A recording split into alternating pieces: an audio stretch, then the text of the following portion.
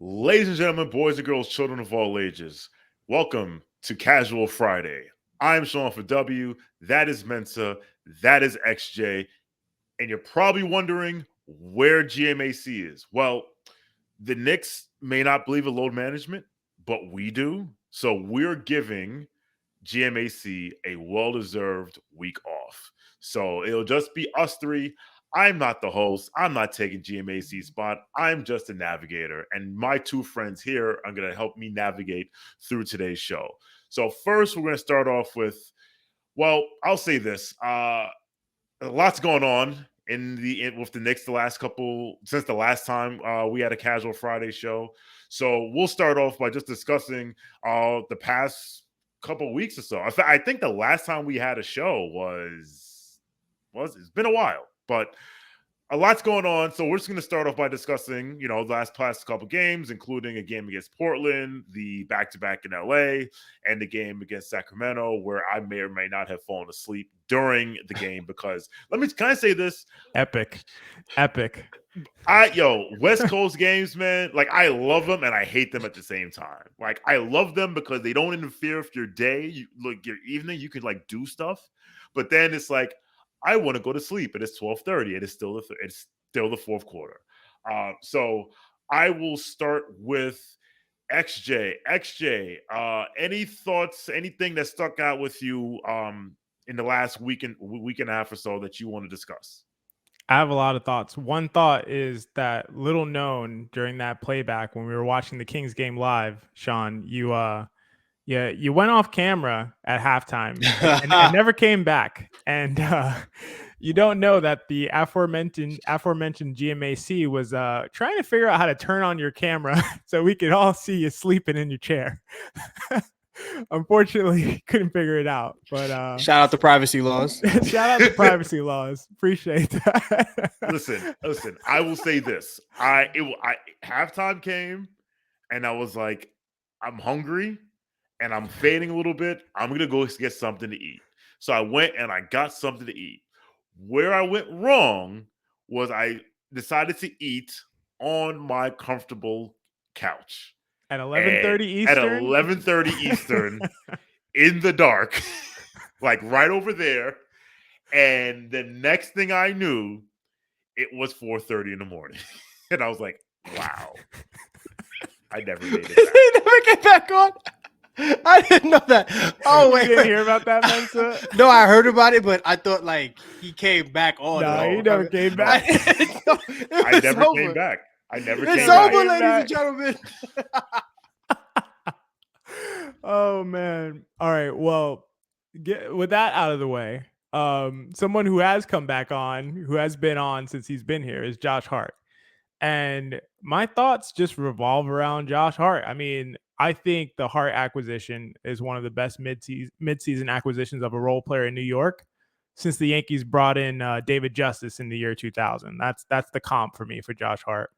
We escaped the West Coast road trip going 2-2 without Jalen Brunson, with Julius Randle having a couple of last year Julius games, and still only losing to two Western Conference legit contenders. Yes, I think the Kings are a legit contender, but only lost to two top Western Conference teams.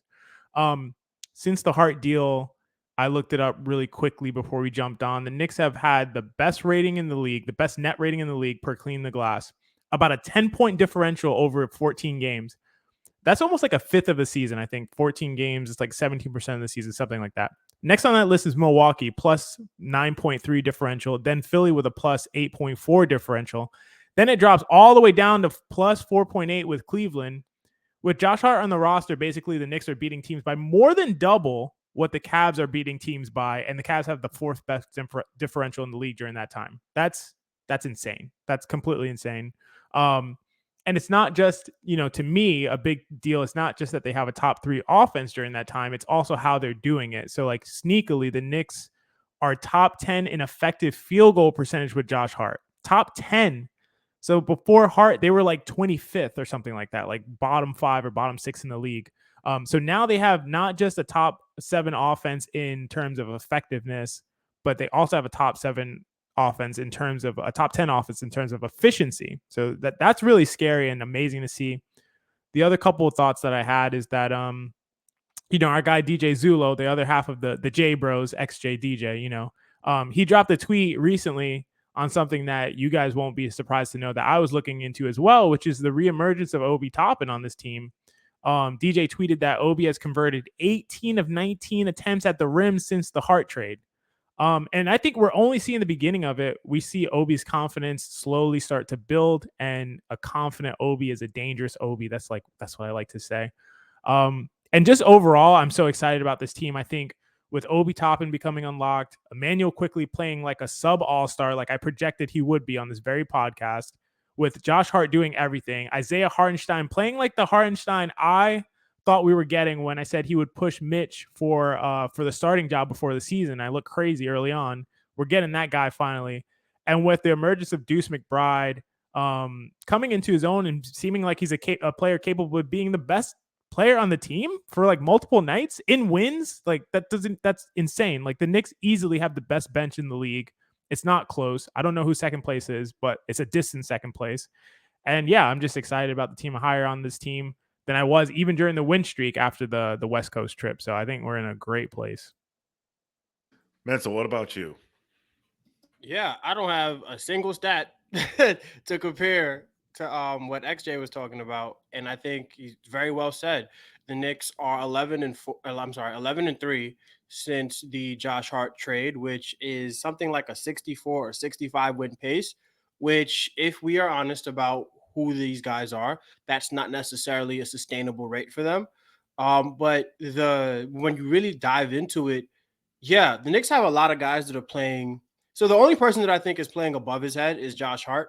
I don't think what we've seen these past 14 games is who he actually is. I think this is like apex Josh Hart. So I'm not too sure that he'll be able to like sustain this level of play. But at the same time, we haven't seen the best from RJ Barrett and we haven't seen the best from Quentin Grimes. I've been tweeting on and off that the reason why the Jalen Brunson injury has hurt this team isn't that Emmanuel Quickley has to play point guard, because Emmanuel Quickley can play point guard and he can play it very, very well. The issue is that Emmanuel Quickley can't take minutes from Quentin Grimes and RJ Barrett, who have been struggling. That final five, oh my goodness, when we were running out Brunson, Quick, Hart, Julius, and either Mitch or Hartenstein, what were teams able to do with us? We went on 9-game winning streak. It should have been 10, but we don't have to discuss that ugly night against the North Carolina Hornets. Yeah, it was just, I'm really proud of this team. That's what I'll say. I think like the 4 seed is starting to get a little bit unattainable. We don't I could be wrong. By the time you guys listen to this, the Cavs may have lost to, who do they have? No, I'm sorry. The Cavs, they already lost to Philly. I think they're playing tonight, but I'm not sure. We could be a little bit closer, but right now, as we're recording, I think we're 2.5 out of 4th. But the Cavs, just their schedule is just so easy.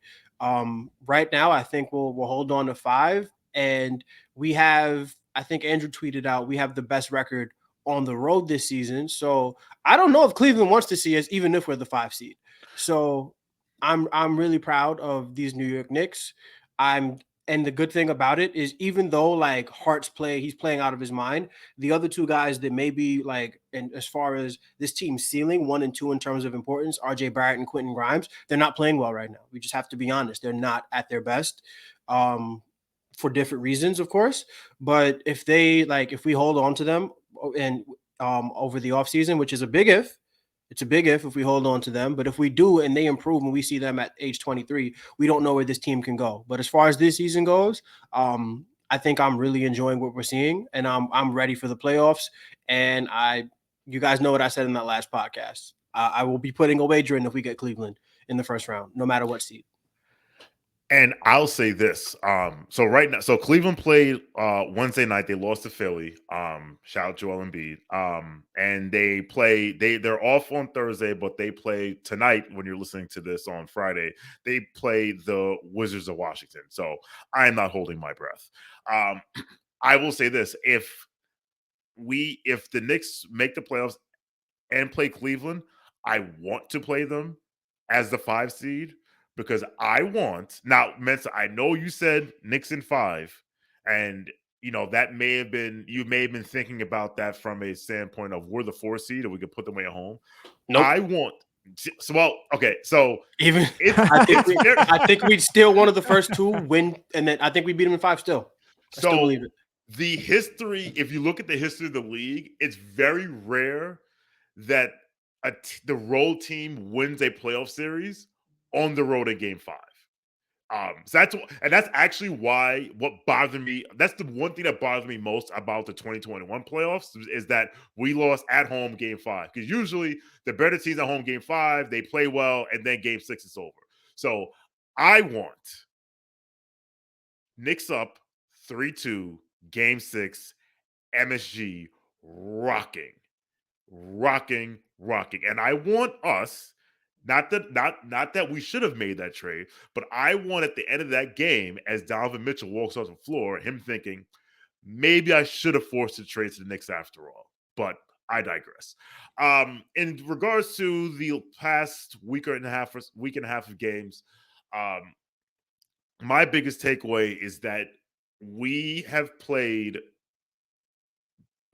Our starting point guard has played one half of basketball in about 2 weeks, and we're 3-3.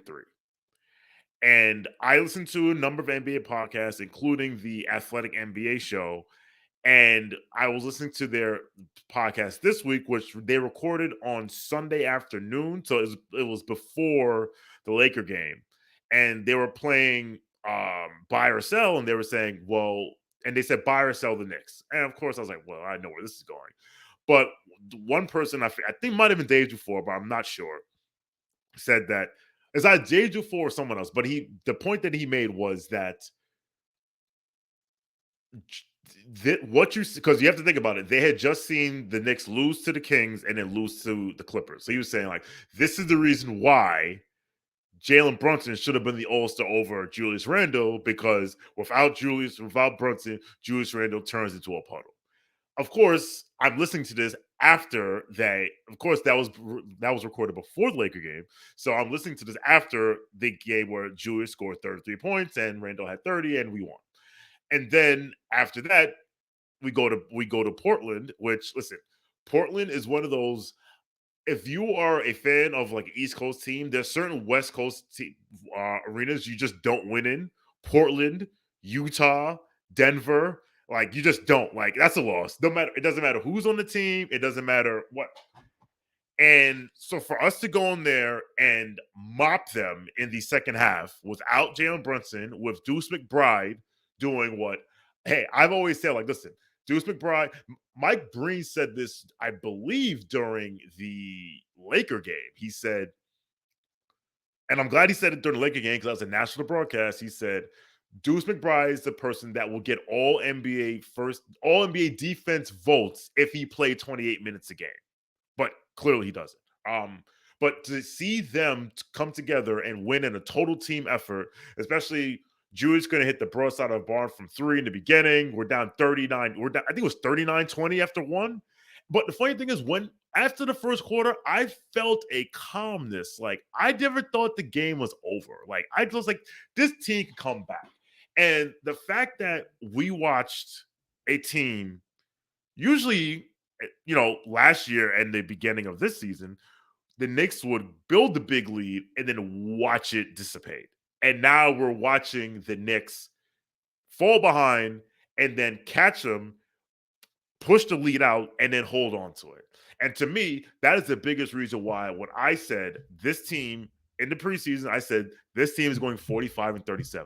Because last year when everything went wrong, we went 37-45. And how many fourth quarter double-digit leads did we blow last year?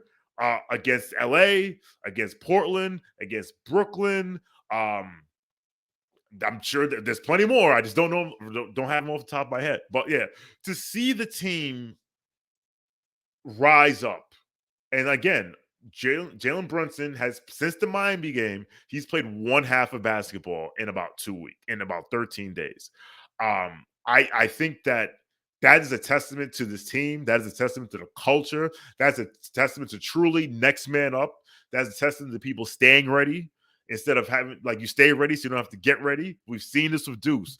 We saw this with Evan Fournier, when literally 2 minutes before the game, RJ scratch, Evan Fournier off the bench against Philly and has like 17 points. Like the vibes are immaculate, pristine, amazing, whatever you want. And listen, this team has 41 wins. And look, there hasn't been a lot of 41 win plus seasons in Madison Square Garden this century. So we will celebrate that. We'll enjoy that because everything's relative. I have a question for both of you gentlemen. And we'll start with Mensa first. So the Knicks host the Denver Nuggets on Saturday at MSG. You're Tom Thibodeau. Are you playing Jalen Brunson?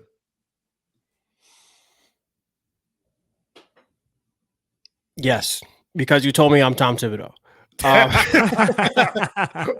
Okay, you're Johnny Bryant. No, you're Mensa Smith. You are the head coach of the New York Knicks. Are you playing Tom? Are you playing Jalen Brunson? It depends on what happens with Brooklyn. If Brooklyn loses to Sacramento, by the time you guys are listening to this, that gives us a game and a half, so we have a little bit of room on them. But that's such a tough question. Because when I look at who Denver has on their roster, I've been genuinely low on their roster. Like I don't think they're that great, and I think Quick and Brunson are enough to keep us competitive in that game. But at the same time, now that I'm like really talking through it and I think about it, if Jokic decides to be Jokic, it's his only trip to the Garden. He plays well in the Garden. Doesn't matter if Brunson is playing or not. Jokic is better than everybody on the New York Knicks. So I lean no. I know one friend of ours over at KFS would probably hate that answer, but yeah, I think I'd lean no, and I would load manage just to give Brunson a little more time off, unless he's 100% and he's completely cleared. If he's 100%, there's no reason to not play him because he's not like he's injury prone or anything. But if it's like 70-30, I need to know that that ankle is good. XJ? I don't I don't play Brunson probably. I agree with Mensa. Like, I really need to know he's 100%. We need him for the stretch run. We need him for the playoffs. If we care more about what happens in the postseason than the rest of this regular season, you have to rest Brunson. I don't think the Nets are catching up.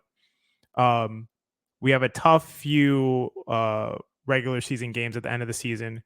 The game I have circled on my calendar, I don't know about you guys, is March 31st. Knicks in Cleveland. That's a Friday, and that's going to probably be the next time we do a casual Friday. So I'm excited for that pod as well. I need Brunson super fully healthy for that game and for the stretch run and for the playoffs. So, I think the good thing is that we've had these few days off, and what I think is that we're going to get a bounce back from Randall with that time. Since the Boston game, I literally just calculated this right now. Randall is 10 for his last 46 from 3 since the Boston game for like 20 something percent. A bad percent is 22% from 3. And you could just see him fatigued in most of these games. You can see him exhausted. His legs are under him. He's not going up strong. He's playing a lot different. So I think we'll see a rejuvenated Randall with the last few days that they've had off. And I think that'll be enough to compete with Denver. Denver's obviously in a bit of a slide.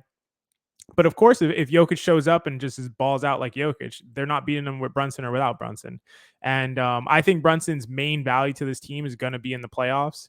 Obviously, what I like I mentioned, their effective field goal percentage is way up than it has been throughout the rest of the season prior to the last few games, to Josh Hart coming to the Knicks.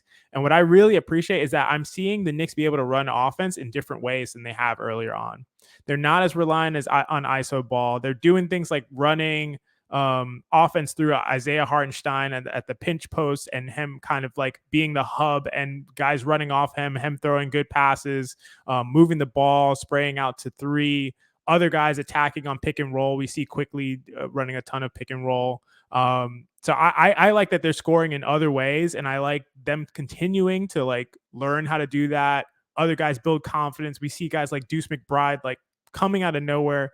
These are guys we're going to need I think in the playoffs in spot situations to come in, play defense or situational moment. So I like that they're getting this experience, still getting to win games. They're coming back home.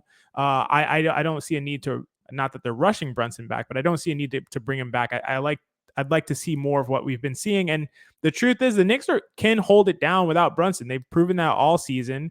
They're not so like way better in terms of an on-off differential with Brunson on the court. I think Brunson brings a ton of intangibles. I think he brings a ton with regard to his impact on Randall, even from like a mental perspective and settling the team. And I think he brings a ton in terms of the ISO. He's like one of the best ISO scorers in the league. And we're going to need that in the playoffs. And we're going to need that at full strength in the playoffs. We don't need that as much in the regular season. So I think it's just too much on the line moving forward. And we need him for these higher leverage situations. I like that he's getting a rest, and I like that he's resting his injury. And I just want to see him at full strength for the playoffs. So to me, I feel strongly that I would rest him.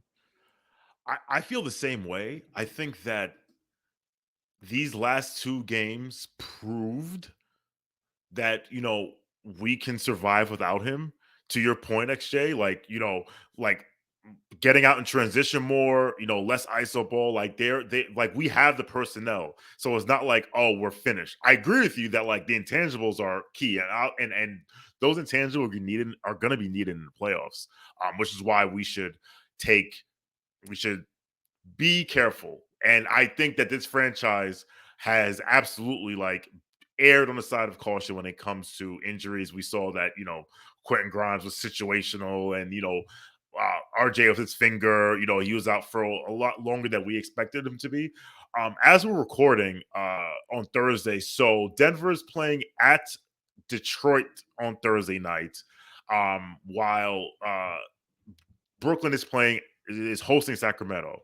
And then ironically, Denver plays at Brooklyn on Sunday. I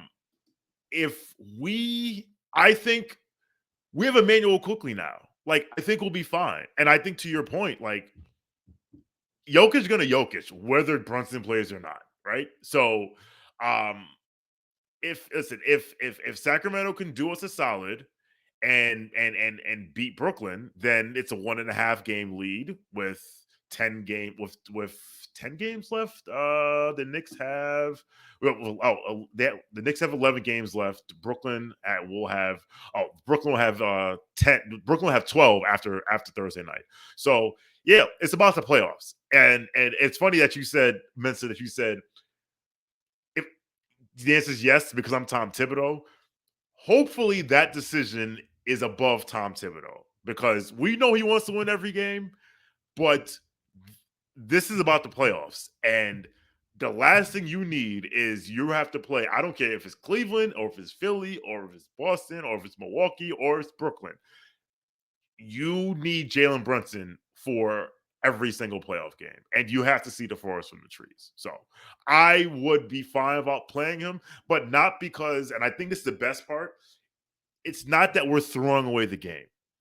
It's saying the best thing to do is to rest him, but guess what?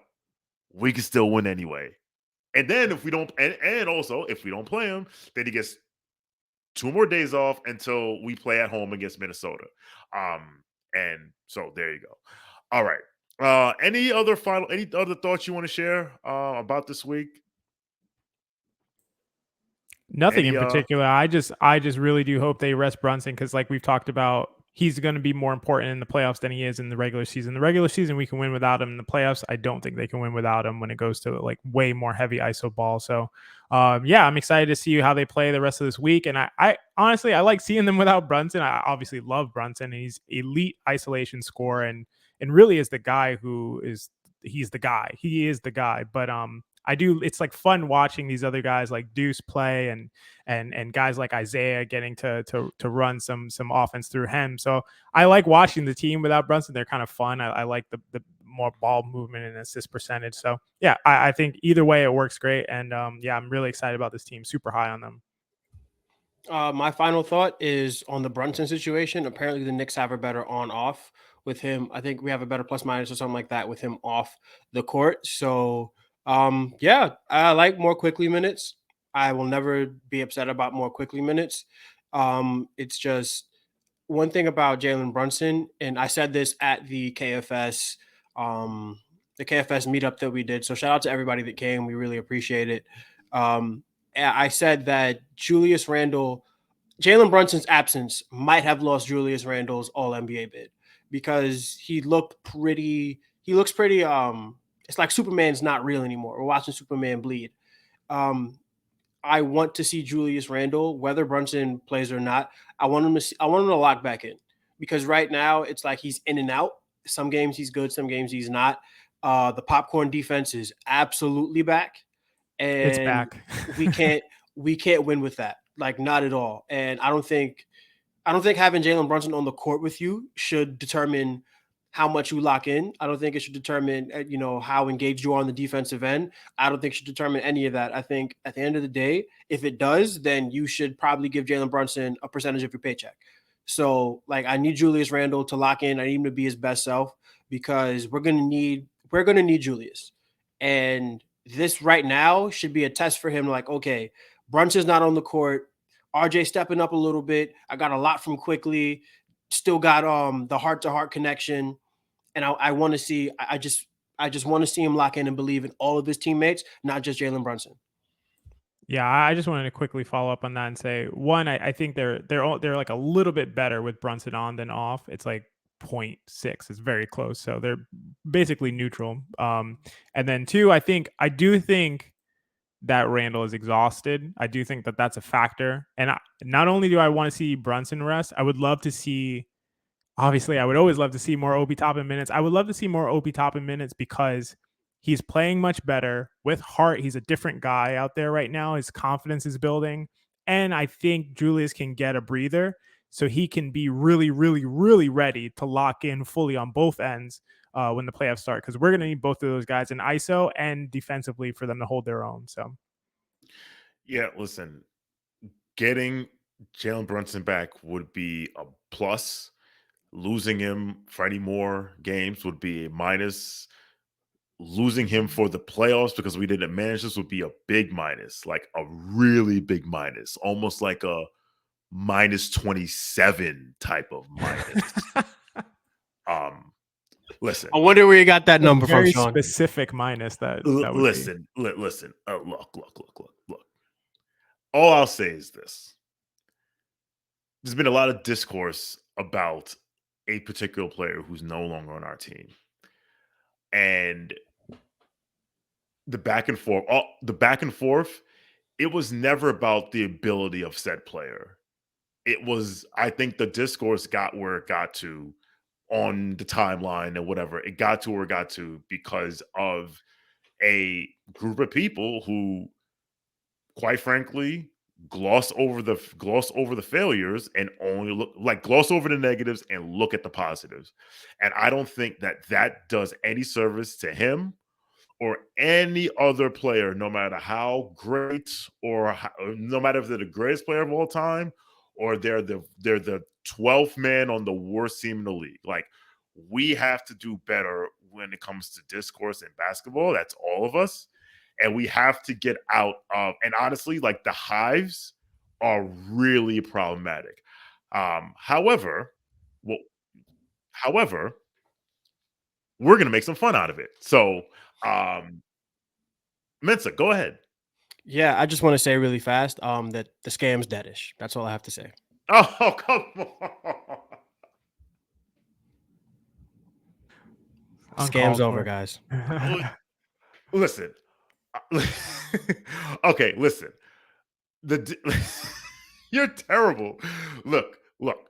We're gonna have some fun with hives. If we're gonna have to deal with hive culture, we're gonna have some fun with it right after this. All right. What a transition, Shawn. Great transition. That was It was a sick. great. I was not it was expecting an amazing that. transition, and then Mensa jumped in and said, "God." I didn't know you were transitioning. If I knew you were transitioning, I was literally transitioning. It was such a beautiful transition. Like, gotta jump in, and I was no, like, before oh. no, I sent that tweet. I sent that message before the transition. I'm like, shit, he's transitioning. Shit. I'm so sorry. Maybe you want to like record that part over and then we can just like leave that out? Or Okay, we can re-record it. All right, I'll re-record it. You know what? You know what you said? Yeah, I can do it again. Okay. perfect. All right. 5, 4, 3, 2. So losing Jalen Brunson would be a minus, and if we didn't properly manage this and we lost him for the playoffs, that will be a very, very big minus, like a minus 27 type of minus. Very specific minus. Wonder where you got that number from, Shawn. well, listen. Maybe from those Yep. 11 W's. Look. There's a lot of discourse about a particular player who on the Trailblazers who is no longer on the Knicks that was traded to the Trailblazers in exchange for Josh Hart. And the discourse was ranged from nasty to uncomfortable to weird to ridiculous to whatever adjective you want. And that discourse happened in a lot of places, on the timeline, in spaces, on podcasts, wherever. To those people who believe that anyone who has the audacity to point out anything negative about a player that's painfully obvious, look, you're doing a disservice to that player. And when you decide to gloss over the negatives and only accentuate the positives for a young player who's still trying to find his way and trying to find his role in a team in the league, you're not doing him any favors. And that's how the discussion gets ridiculous. And then what happens is that ultimately ends up leading to people who are trying to be neutral and nuanced and contextual, saying things that they shouldn't say just because they're always just like fighting back. Like, it's the Hive culture, and the Hive culture, I'm not a fan of it. I think it stinks, and I would like to get rid of it. But since Hive culture is here to stay, we're going to have some fun with it. We'll be right back. All right. Where the hell is Andrew Claudio? Don't you guys have a second, different room? Oh, yeah. So there's another one we can jump in. All right. Justin, you can stop recording. All right, guys. Good